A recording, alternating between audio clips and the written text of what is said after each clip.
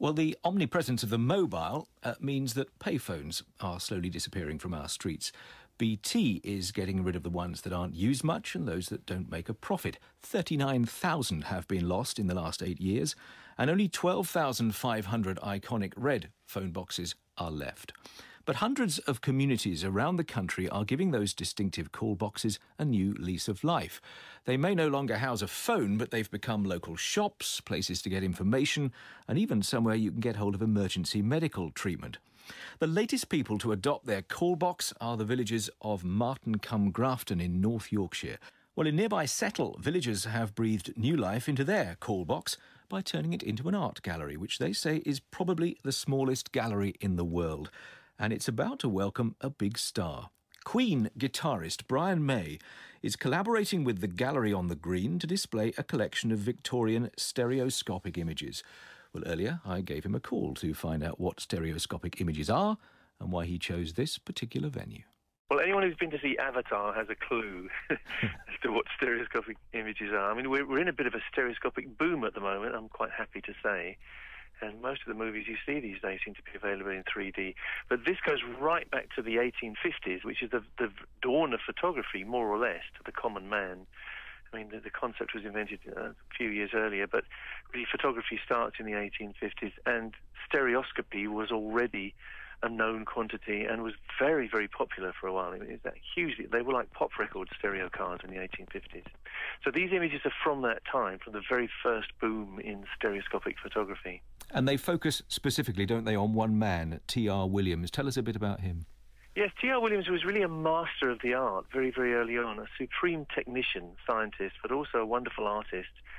And in this particular series, he decided to immortalise the village which he grew up in, a little village in Berkshire called Hinton Waldrist, which happily is still there. And happily, I was the person to discover it.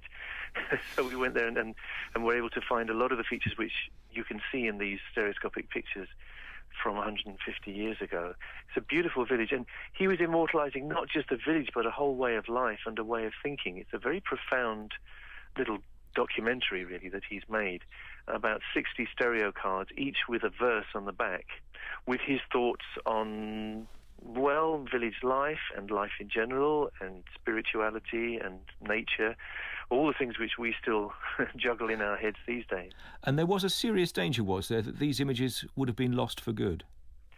Yes, well, when I first discovered them, I discovered them in ones and twos, and they were very, very rare.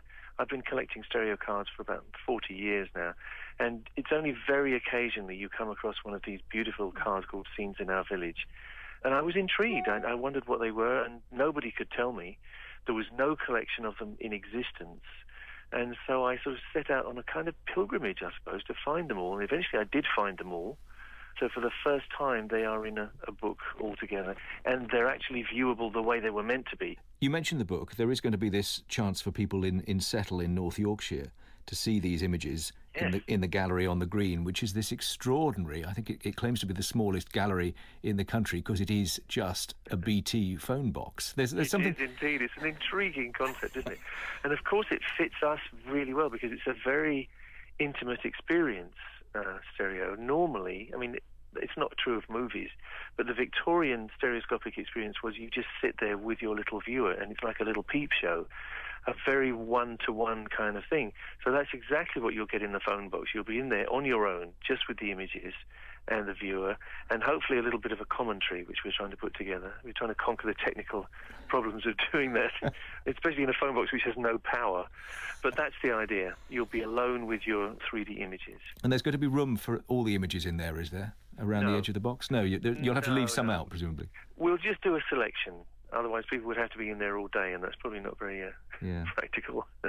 It ties in rather nicely with what we're also talking about on the programme as we go back 40 years of the telephone. I mean, what's intriguing about this is that I suspect it's quite a long time since you last went into a phone box and used it for the purpose that it was originally intended for.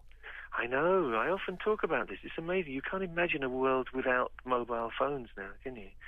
It's very strange. I remember fighting my way out in 3 feet of snow one New Year's Day to try and tell someone I couldn't come down and see them, and it was about half a mile to the phone box, and then you managed to sort of wrench the door open, and there you had your button A and your button B, and you put your 4 pennies in, and you made that call. But there was no other way. We didn't have phones in the house in those days. It was just the phone box. And sometimes you had to wait outside, and there would be a queue, which was very, very annoying. So life has really changed, hasn't it? And even when the first mobile phones came along, they weren't exactly user-friendly, were they? That's right. I remember I had a brick, the big grey brick. But that was a revolution. And now, could you imagine going anywhere without it? No, it's hell. If you forget your mobile phone and you're trying to meet someone, you're suddenly feeling very helpless, aren't you, because you can't get in contact. Yeah, it's hard to imagine. I don't know if the world is better for it, but it's certainly different. Brian May of Queen.